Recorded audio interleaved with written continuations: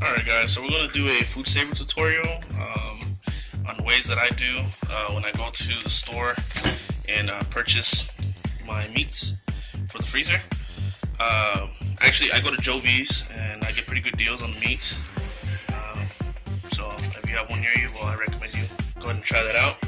So I'm a cutting board to cut the bigger pieces into smaller ones to be able to have the food ration, for each meal. Then of course chicken, like quarters. And this is a FoodSaver that I'm actually going to be using. I bought this at Sam's. I've had it now for a few years and it's worked perfectly with no problem. So we're going to go ahead and get started on alright, so you want to measure out your distance. So we're going to start with the ribs here. So kind of want to get your distance. You want to leave a little space. What I do, I double seal. You'll see that here now. So we're going to turn on the machine. Cut our piece out.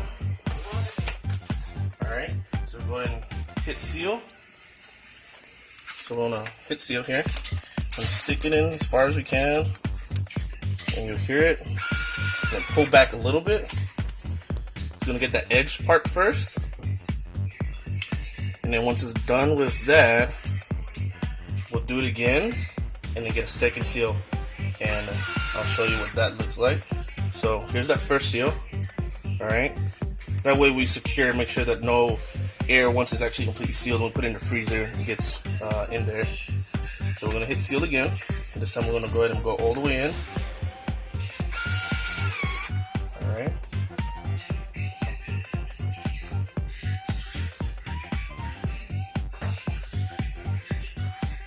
Alright, should be finishing up here shortly. And we got our two seals. Alright, and then we're gonna start with the rest here. So we're gonna get our pieces in there. Make sure your hands are washed. I just washed mine. So however you want to get them in there. And you can do the whole piece. I mean, you can do one by one or stick the whole thing in there. So it's gonna be for probably the slow cooker here in the near future. So what I do is I try to spread them out. Just so it's able to sit a little bit more flat in the freezer. So I want to try to stagger them a little, just like that. So when I put it in the freezer, and they just block up, Alright, so we're going to do our first one. This one's going to be under dry, because it's not really wet, alright? It doesn't have any juices like some of the chicken stuff. So we go ahead and stick it in there, make sure you hold at the ends here.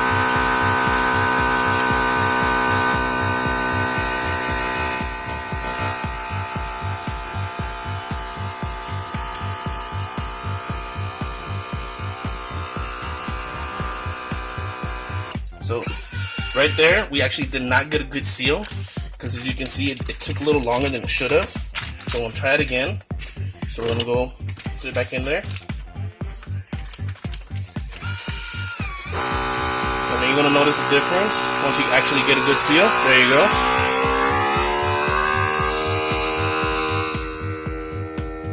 See, you actually hear the difference when you actually got a great seal. So that's exactly what you want. So we're gonna go ahead and do the first seal, and then we'll go ahead and hit the button for the second seal. That way we have the double insurance in there.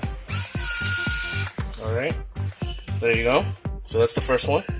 And let it cool down for a second. Sometimes it won't let you get a second seal because it's too hot. So pull back just a little. If you saw that, just pull it back just a little.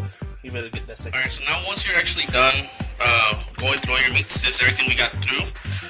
Actually separated quite a bit of them into multiple different meals, and this actually usually lasts us about 3 weeks to a month, depending on what all we're actually making.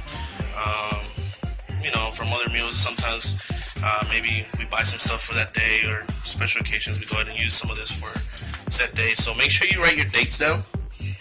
Alright, and then I'll go ahead and write down what kind of meat it may be, just in case you forget or you can't recognize it for whatever reason.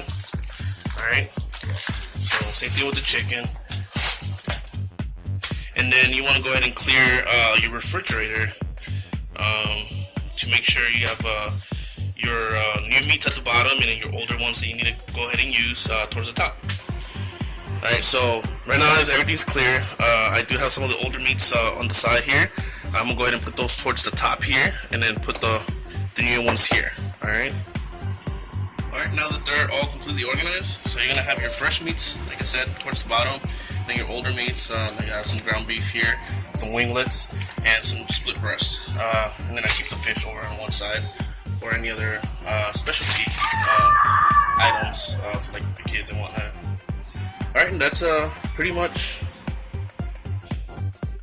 Alright, and that's actually pretty much all you need to do for your FoodSaver. If you have any questions, go ahead and lay them down in the comments section below. And thank you for watching. Please don't forget to like and subscribe.